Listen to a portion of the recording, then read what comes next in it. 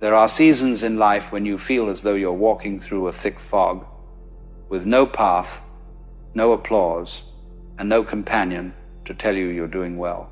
You move forward quietly, step after uncertain step, carrying the weight of promises no one else can see. The world around you hums indifferently, and not a soul seems to notice the small, invisible victories that keep you alive. You begin to wonder, what's the point of all this striving if no one bears witness to it? But you see, that's precisely where something marvelous begins to unfold. For when there's no one left to affirm your existence, life presents you with the most sacred invitation of all, to discover that you are already complete, already enough, and that the climb itself is the reward. Isn't it curious how we've been conditioned to believe that our worth depends on someone else's recognition?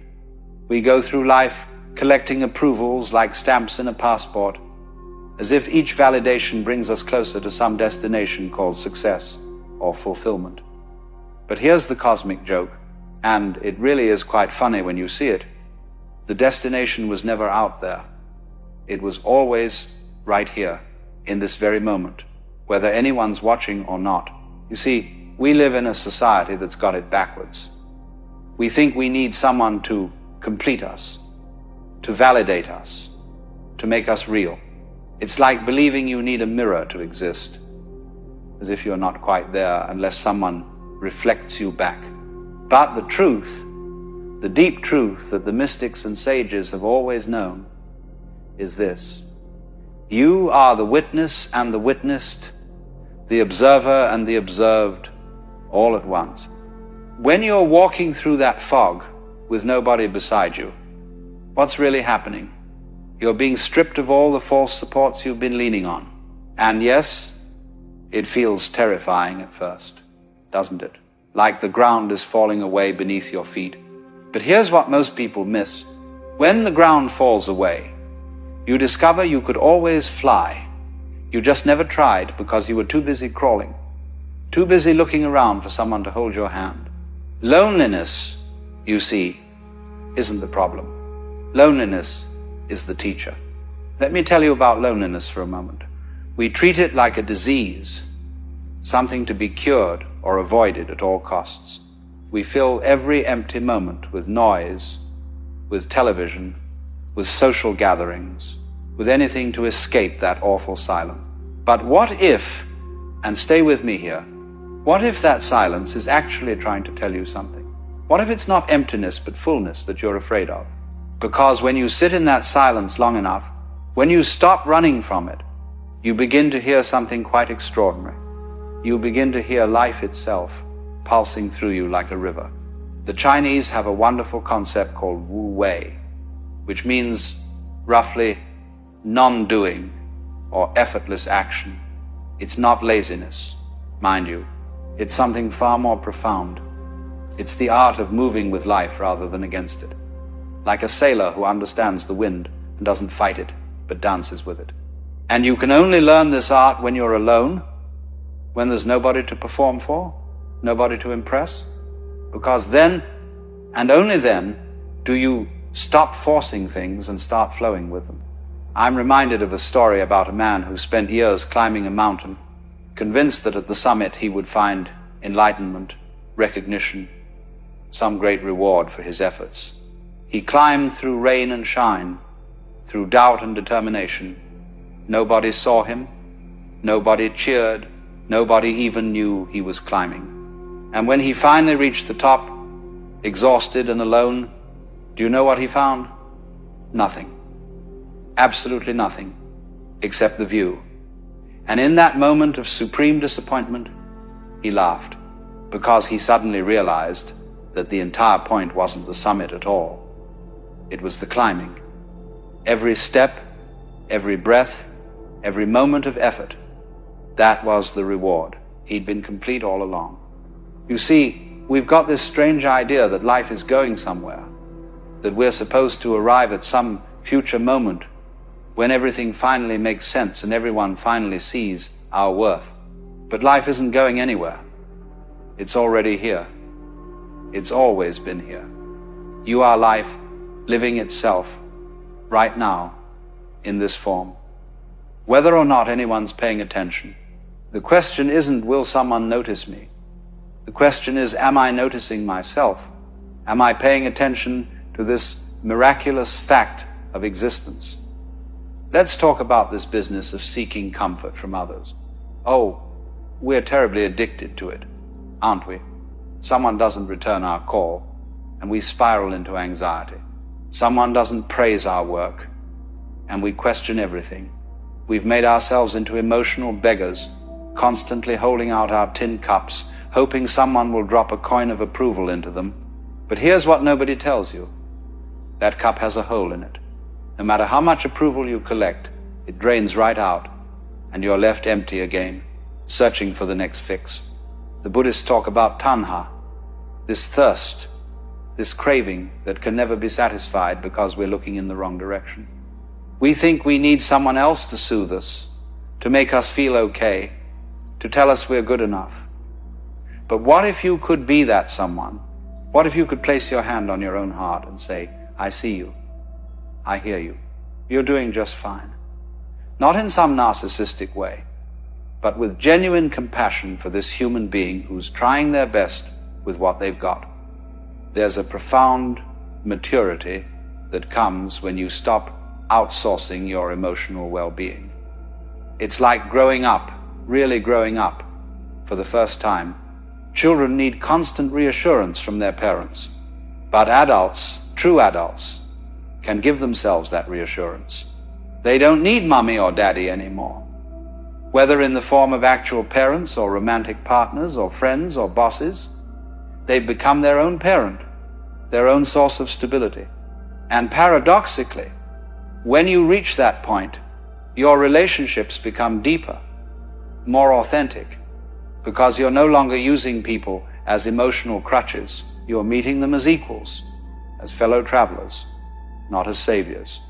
When you stop complaining, and I mean really stop, not just suppress it, but transcend the need for it, something shifts in your entire being. Complaining, you see, is a way of avoiding responsibility. It's a way of saying, this situation is doing something to me, and I'm helpless. But the truth is, nothing is doing anything to you. Life is happening, certainly, with all its chaos and unpredictability. But your response to it, that's entirely yours. That's your freedom. The ancient Stoics understood this beautifully.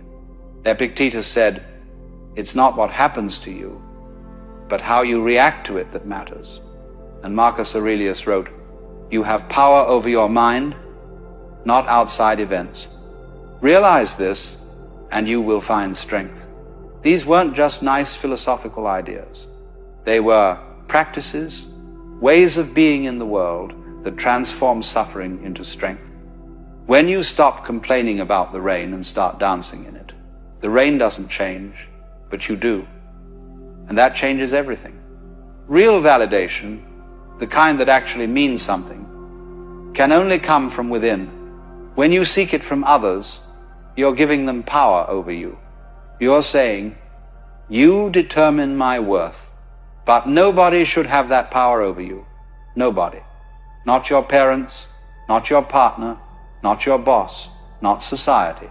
Only you can determine your worth, because only you know the full story of your journey, the invisible battles you've fought, the small victories nobody sees. Think of it this way. Imagine you're a gardener tending a garden that nobody ever visits. Would you stop watering the plants? Would you stop pulling the weeds? Would you say, what's the point if nobody sees it? Of course not.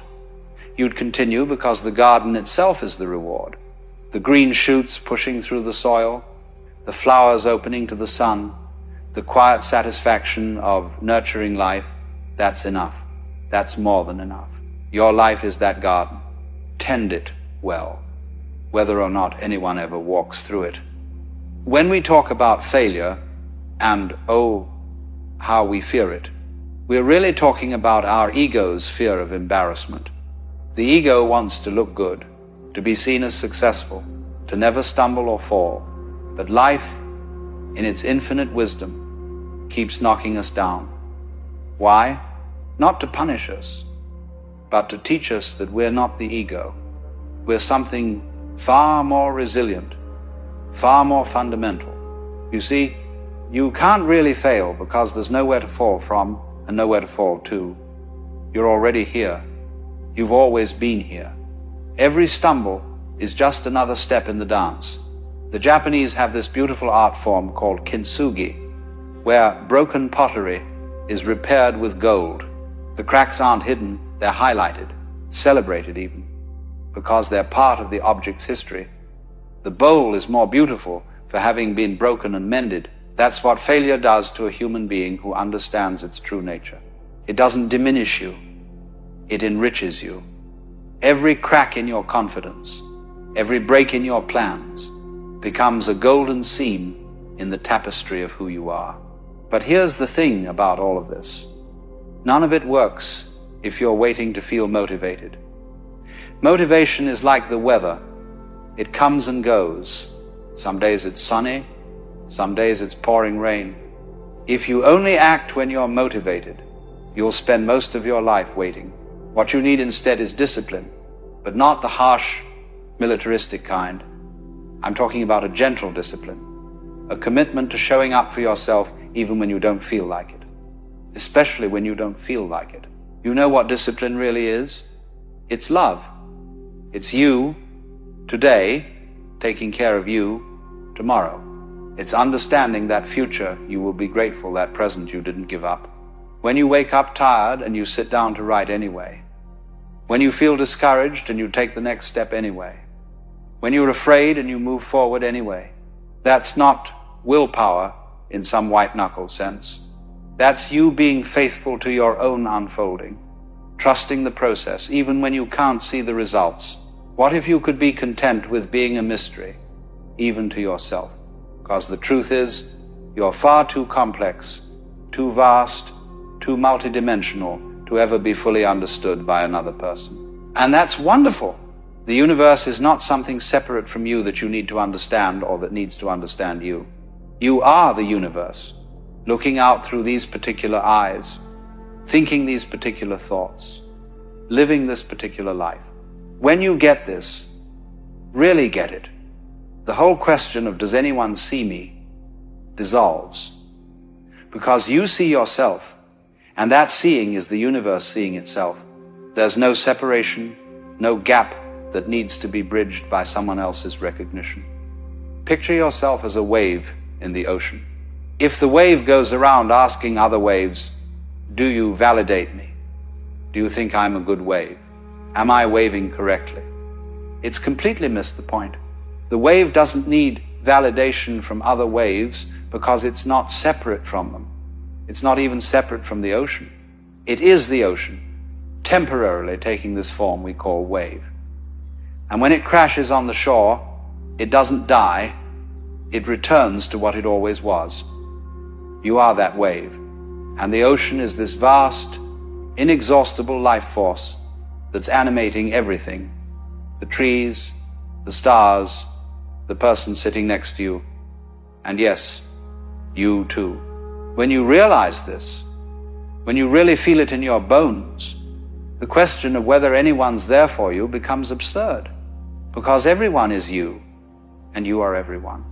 We're all waves in the same ocean, all notes in the same symphony, all expressions of the same fundamental energy that the Hindus call Brahman, the Chinese call Tao, and that I simply call this. So when you find yourself alone, climbing that mountain through the fog with nobody cheering you on, remember, you're not alone. You're alone, all one. You're the universe experiencing itself from this unique vantage point. And that's enough. More than enough. It's everything. The striving, the struggling, the wondering if it's all worth it, that's just life living itself through you. And whether anyone sees it or not doesn't change its fundamental value any more than a tree falling in the forest needs an audience to make sound. Get ahead, my friend, you were never behind. Rise up, you were never down. Be seen, You've always been visible to the only eyes that truly matter, the eyes of existence itself, looking out through your own face. So walk through that fog with your head high, not because you're proving something to someone, but because that's what waves do. They rise, they roll, they move forward, not because anyone's watching, but because that's their nature. And it's your nature too. Trust it, live it, be it. That's all there is, and that's everything.